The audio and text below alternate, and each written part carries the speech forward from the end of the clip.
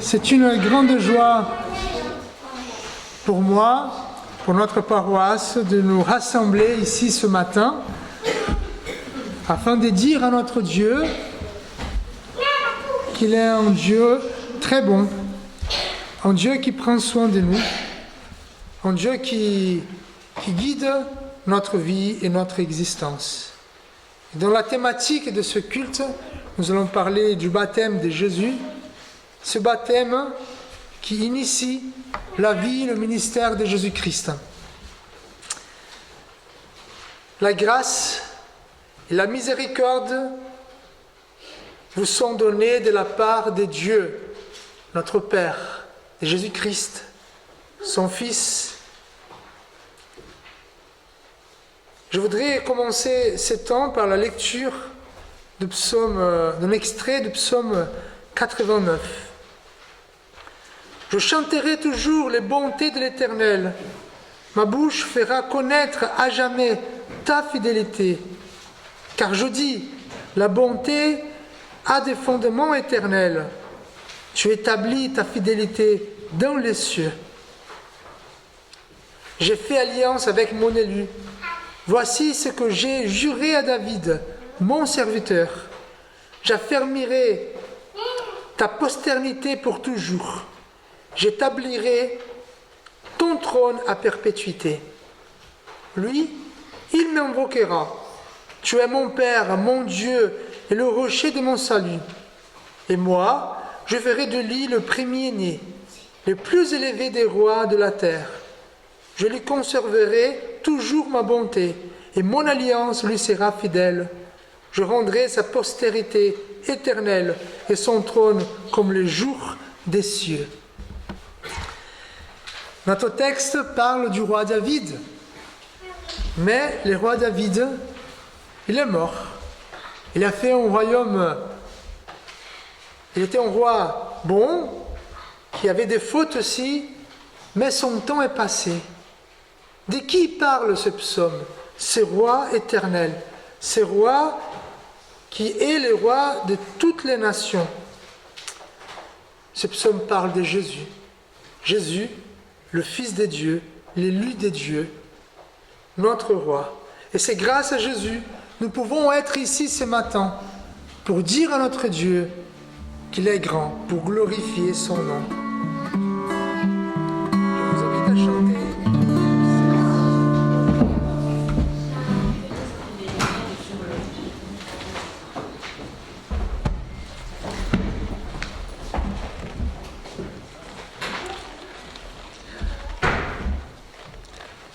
Cette lecture s'intitule « Le nouveau monde commence », extraite de l'évangile de saint Matthieu. Alors Jésus vint de la Galilée au Jourdain vers Jean pour être baptisé par lui. Mais Jean s'y opposait en disant « C'est moi qui ai besoin d'être baptisé par toi, et tu viens à moi. » Jésus lui répondit « Laisse faire maintenant, car il est convenable que nous accomplissions ainsi tout ce qui est juste. » Et Jean ne lui résista pas. Dès que Jésus eut été baptisé, il sortit de l'eau, et voici, les cieux s'ouvrirent, et il vit l'Esprit de Dieu descendre comme une colombe et venir sur lui. Et voici, une voix fit entendre des cieux ces paroles. Celui-ci est mon Fils bien-aimé, en qui j'ai mis toute mon affection.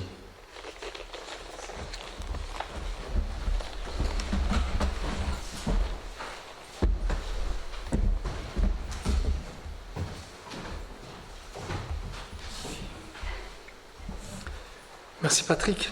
Prions. Seigneur, tu as préparé ce moment depuis l'éternité.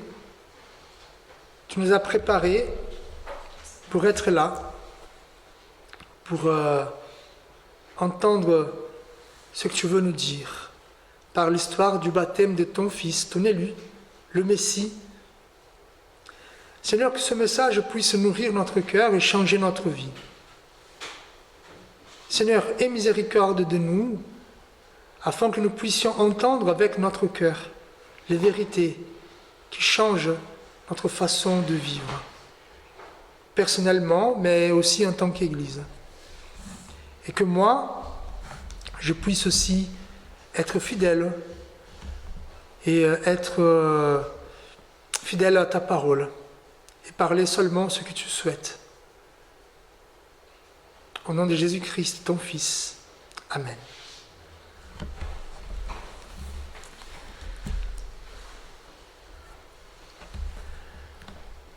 Alors, frères et sœurs, imaginez le futur a toujours occupé une place centrale dans la vie humaine.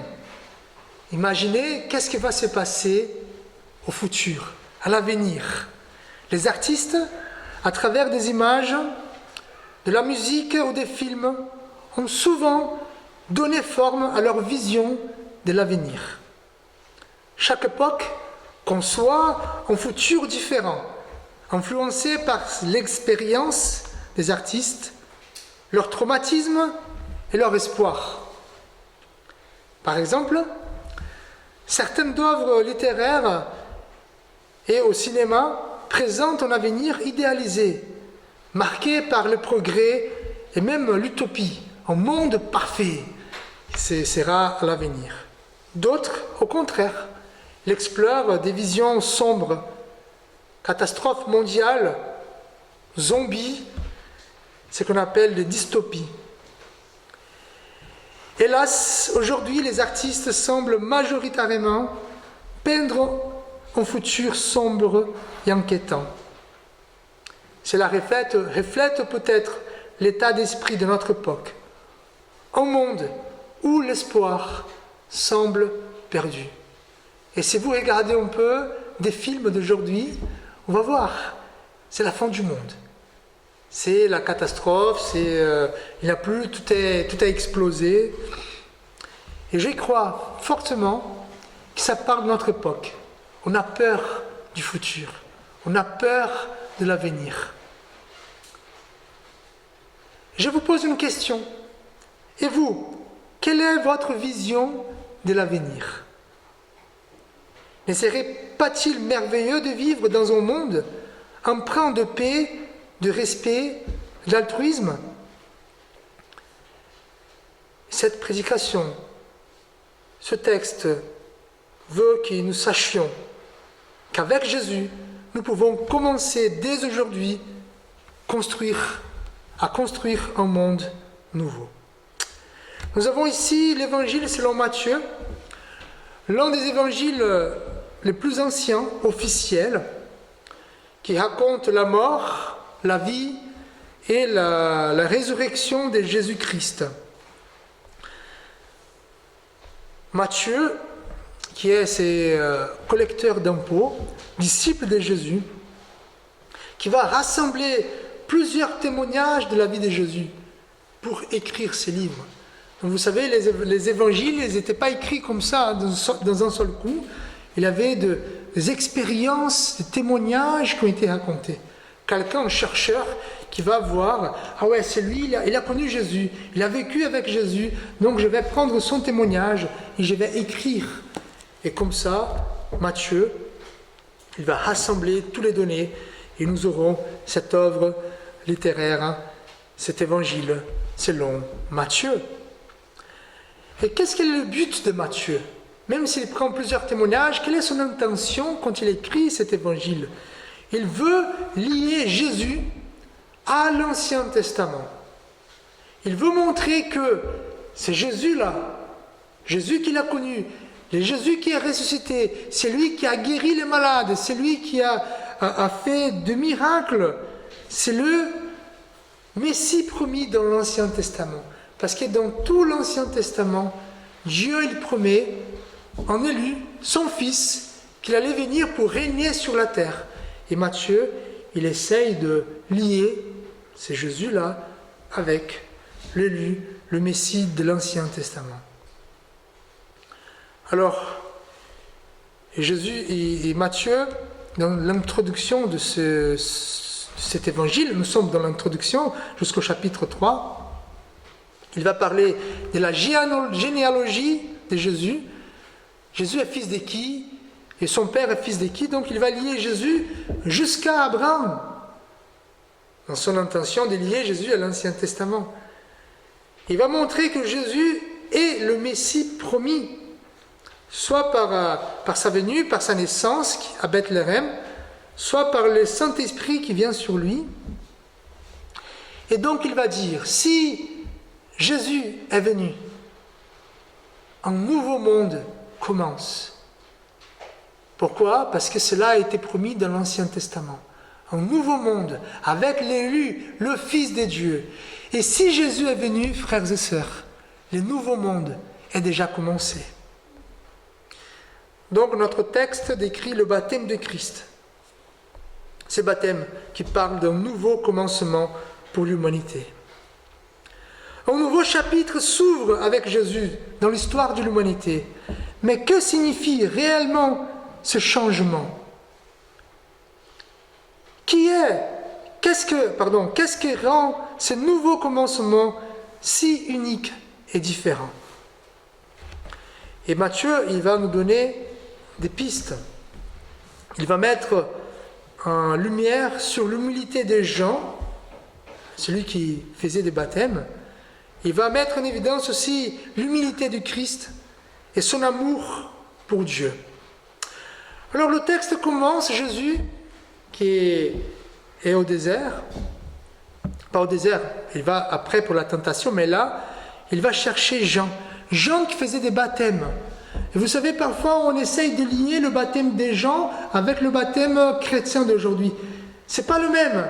Le baptême que Jean ici, le cousin de Christ, de Jésus, il faisait des baptêmes pour des Juifs qui voulaient changer de vie et voulaient dire qu'ils se repentaient de leur vie d'avant, donc ils faisaient un baptême.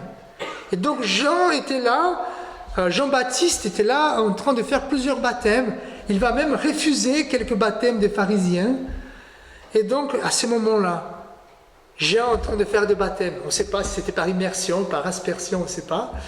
Et donc de loin, il voit Jésus venir.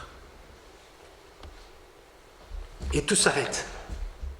Le monde s'arrête et il voit Jésus qui vient. Et Jésus dit, il faut que je me fasse baptiser. Mais vous comprenez, dans l'esprit des gens, seulement ceux qui avaient des péchés, ceux qui menaient une vie contraire à la volonté de Dieu, devaient se faire baptiser. Mais Jésus, il était parfait. Il n'a pas commis de péché. Évidemment, Jean, il connaissait l'histoire de Jésus. Vous savez, Marie était avec la mère de Jean pendant quelque temps. Et évidemment, Marie parlait de Jésus.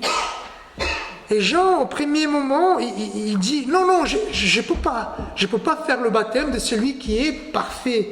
Je ne peux pas dire que celui qui est parfait doit se repentir. Et Jean n'accepte pas. Jean reconnaît sa place. Même si Jean, il était cherché pour beaucoup par des grandes personnes, il reconnaît sa place. Malgré sa popularité, il était encore petit auprès de Jésus. Mais Jésus, quand même, il souhaite se faire baptiser. Il veut se faire baptiser. Et donc, il va dire à Jean-Baptiste, il faut que tu me baptises. Et pourquoi Jésus veut faire ça? Pourquoi Jésus, il veut se faire baptiser s'il ne devait pas être baptisé par Jean-Baptiste? En fait, parce que Jésus, c'est Dieu qui vient sur la terre. Il veut s'identifier avec nous, les hommes. Même s'il n'avait pas de péché, Jésus montre qu'il veut être avec nous. Jésus, frères et sœurs, selon le récit biblique, il est Dieu. Il vivait au ciel, dans une relation parfaite avec Dieu, avec le Saint-Esprit.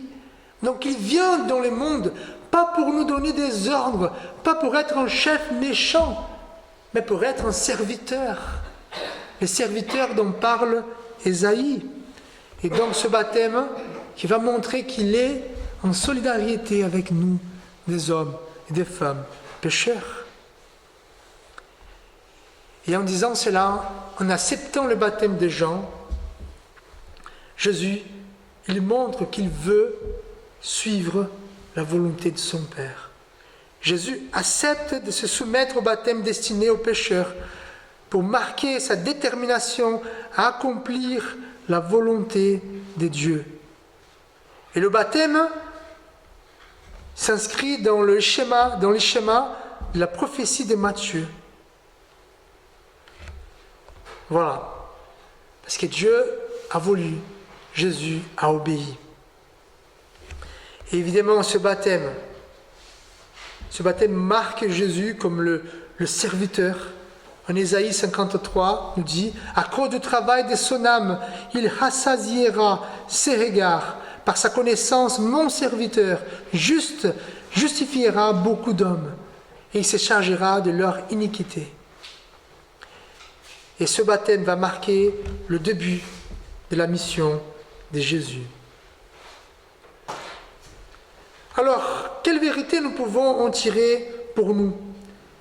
Dans le nouveau commencement proposé par Jésus, nous sommes invités à reconnaître notre condition humaine en tant que fragile et inconstant. En fait, frères et sœurs, nous devons vivre à l'exemple des gens qui étaient un serviteur de Jésus. Et qu'est-ce qu'il dit Jean? Il faut qu'il croisse et que je diminue. Donc si nous voulons vivre ce nouveau monde inauguré par Jésus-Christ, il faut que nous reconnaissions notre condition humaine. Malgré vos exploits, malgré vos qualifications, malgré l'argent que vous avez aux banques, nous sommes tout petits auprès de Jésus. Et dans ce nouveau monde inauguré pour Jésus, nous devons être humbles et connaître notre place, que Jésus croisse et que Fabio diminue. Donc, dans ce nouveau monde, des hommes et des femmes sont dépendants de Dieu. Mais dans ce nouveau monde aussi, les hommes et les femmes reconnaissent Jésus comme serviteur. Jésus s'est fait petit pour nous. Il n'avait pas besoin de descendre sur cette terre en tant qu'homme pour souffrir toute privation humaine.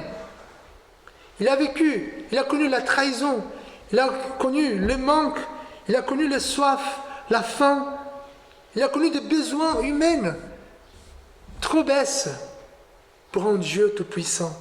Mais il fait cela pour nous servir. Et frères et sœurs, c'est une révolution dans l'histoire de toutes les religions.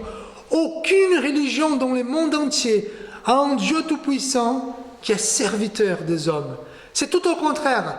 C'est des hommes qui servent Dieu. C'est des hommes qui font des sacrifices pour Dieu. C'est des hommes qui mettent tout pour Dieu.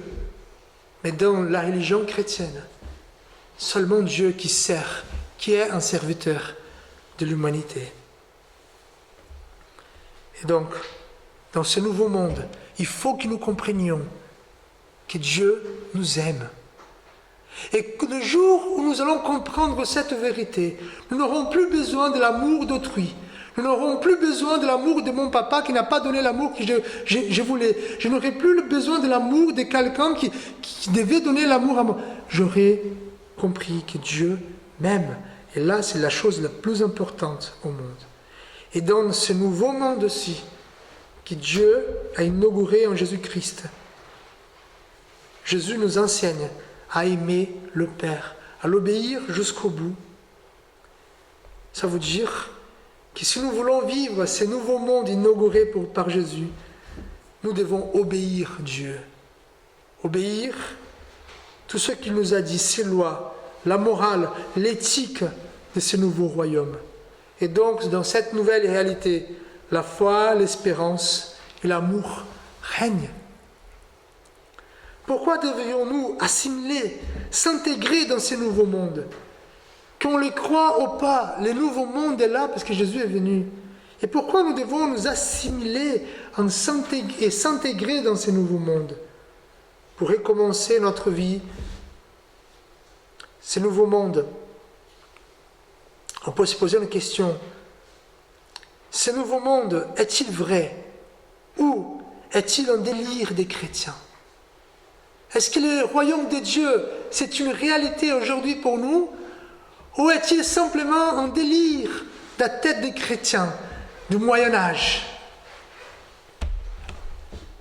Parce que, frères et sœurs, si vous croyez que c'est une réalité, il faut que nous vivions selon cette réalité. Après, si vous croyez que c'est juste un délire, c'est pas grave. Comme dit l'apôtre Paul, mangeons, buvons, parce que demain, n'importe pas. Parce que demain, nous allons mourir. Et donc, Matthieu va nous dire que le royaume de Dieu, c'est une vérité.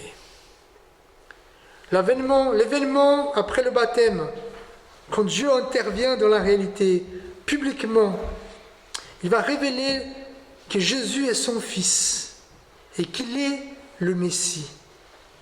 Le Dieu de l'univers, celui qui vient de confesser Dieu créateur. Il dit que le nouveau commencement commence avec Jésus. Alors, pourquoi c'est vrai? Et Matthieu, il va décrire des choses qui marquent la vérité de ces événements. D'abord, il va parler de l'ouverture des cieux. Les cieux sont ouverts. Et donc, ça marque le nouveau commencement. Comme dit le prophète Ésaïe, « Oh, si tu déchirais les cieux et si tu descendais les montagnes, s'ébranleraient devant toi. » Une chose qui marque la venue du nouveau royaume dans l'Ancien Testament, c'est le ciel qui s'ouvre. Et ici, dans le baptême de Christ, le ciel s'ouvre.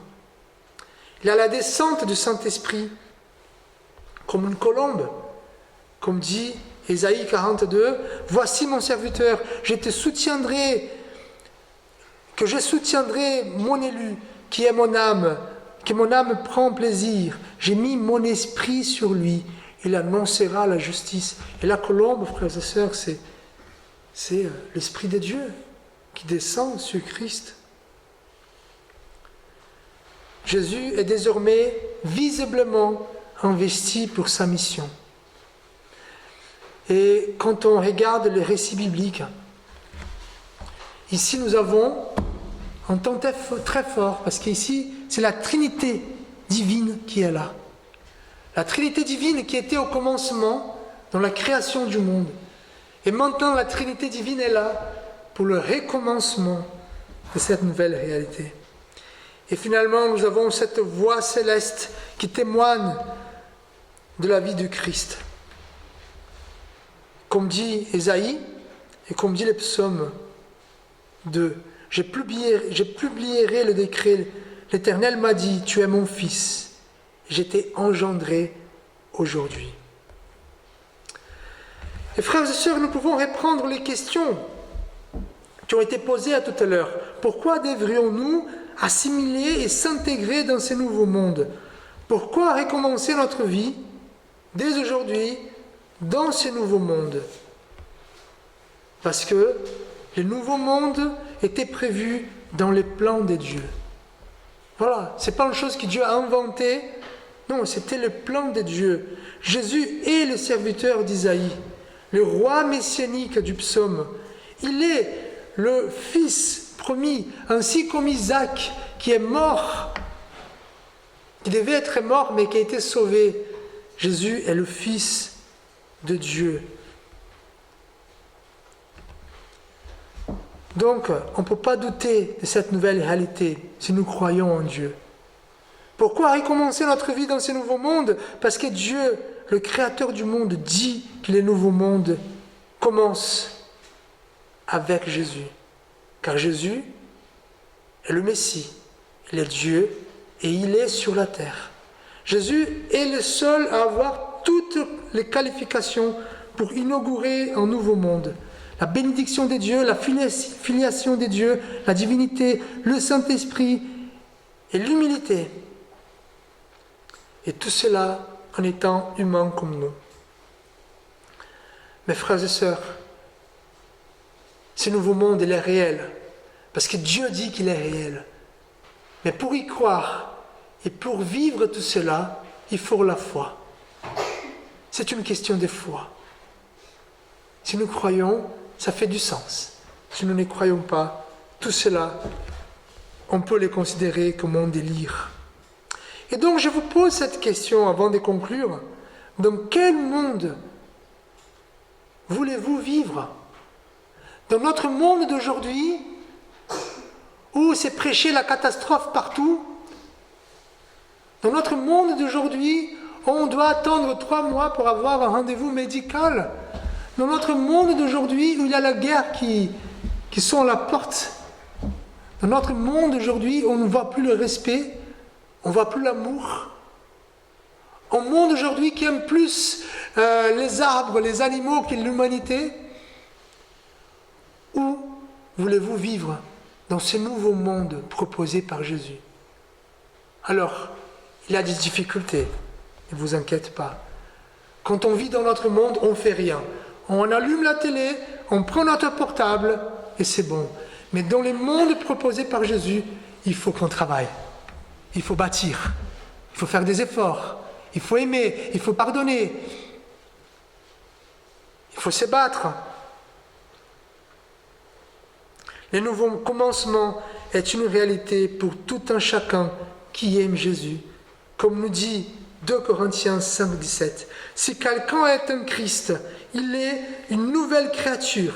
Les choses anciennes sont passées. Voici, toutes choses sont devenues nouvelles. Et frères et sœurs, c'est une réalité pour nous aujourd'hui. Je ne sais pas ce que vous avez vécu jusqu'à présent, mais peut-être que vous avez envie d'oublier votre passé, de recommencer. Et c'est l'occasion, avec Jésus, les choses vieilles, les choses anciennes sont passées. Et voici, toutes choses sont devenues nouvelles. Ne regardez pas votre vie, le monde, vos relations avec un regard fataliste. Ça veut dire, je ne peux pas changer. Ma vie, c'est comme ça. Je ne pourrai jamais changer ma vie. J'ai commencé comme ça, je vais finir comme ça. Non, ne regardez pas votre vie comme ça, vos relations comme ça. Ne regardez pas votre vie d'une façon pessimiste, comme si tout était déjà perdu. Mon mariage, il est perdu. Les relations avec mes enfants sont perdues. Dans mon travail, c'est perdu. Dans mon église, c'est perdu. Je suis perdu. Non. Ne pensez pas que votre avenir sera sombre. Avec Jésus, on peut tout changer. Avec Jésus, vous pouvez changer votre vie. Évidemment, nous avons la tendance de dire on va changer le monde. Regardons ce qui se passe au Brésil, en Afrique, au Proche-Orient. Non, commençons par notre propre vie à nous. Commençons dans notre foyer, dans notre travail, dans nos relations. Soyons humbles, comme Jean-Baptiste. Acceptons les enseignements de Jésus pour mettre en place les nouveaux mondes où Jésus est le roi. Amen. Seigneur, Père éternel, aide-nous, Seigneur, à vivre ton royaume dès aujourd'hui. Que nous ne laissons pas pour demain ce que nous pouvons faire maintenant. Aide-nous, Seigneur, parce que tu as dit que nous sommes la lumière du monde. Et nous voulons l'être, Seigneur. Aide-nous à vivre véritablement ces nouveaux commencements avec Jésus comme roi, le roi de notre vie. Amen. Alors, pour la semaine, lundi et mardi, c'est les jours où je fais des visites pastorales. Je vous redis encore une fois, n'hésitez pas à me demander de venir passer. Si vous savez quelqu'un qui a besoin d'une visite, demandez-lui si je peux venir, je viendrai volontiers pour rendre visite en personne. Donc j'ai destiné lundi et mardi pour des visites pastorales. Jeudi, nous avons réunion de prière. C'est notre sœur Simone qui est là, à 17h. Le vendredi, le goûter des aînés, ici à la chapelle. Vendredi 17, 15h. Donc, tous les aînés, vous êtes invités à venir. Donc, alors, on va voir, il y a l'organisation. Sinon, si vous voulez apporter quelque chose, parlez à Yvonne et à Cécile pour voir ce que vous allez apporter. Mais sinon, l'Église s'engage de pourvoir un goûter tranquille. Donc, ce goûter, il est important, surtout pour ceux qui ne peuvent pas venir Donc si vous voulez emmener quelqu'un avec vous, quelqu'un qui ne peut pas se déplacer facilement, venez. Mais il faut nous prévenir quand même, afin qu'on ait de quoi nourrir tout le monde. Nous aurons aussi la semaine de prière pour l'unité des chrétiens. Donc cette année, le thème c'est Crois-tu à cela? Crois-tu cela? Et pour notre commémoration, notre participation, le samedi, nous aurons une rencontre à l'église protestante unie du Carabail. Donc c'est 14h30. Vous êtes tous invités. Je pense que je partirai d'ici. Donc si vous voulez venir avec moi, on peut faire des covoiturages. Et le lundi, l'église catholique nous invite à une réunion avec l'évêque de l'Ariège, lundi à 18h à l'église catholique. Voilà. Donc je ne sais pas s'il y a d'autres choses à rajouter. Les amis. Et je pense que c'est tout. Par les compassions de Dieu, à offrir vos corps comme un sacrifice vivant, saint, agréable à Dieu, ce qui sera de votre part un culte raisonnable. Ne vous conformez pas au siècle présent, mais soyez transformés par le renouvellement de l'intelligence, afin que vous discerniez quelle est la volonté de Dieu, ce qui est bon, agréable et parfait. Que l'amour de Dieu, notre Père, la grâce de Jésus-Christ, notre Seigneur, notre Sauveur, et la consolation du Saint-Esprit soient avec vous, aujourd'hui et à jamais. Amen.